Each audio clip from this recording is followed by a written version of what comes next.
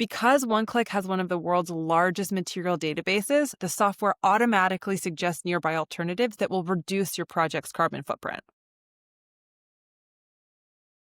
Hey everyone, it's Raina from One Click LCA, and today I want to show you one of my favorite features in our platform called the Most Contributing Materials section. This is one of my personal favorites, and our customers are always telling me how much insight they gain from it, so I wanted to demo it for you quickly. So after you've completed your lifecycle assessment, you'll see a results page that looks like this. And the first portion is the whole building lifecycle assessment table, showing the carbon emissions here among many other environmental factors.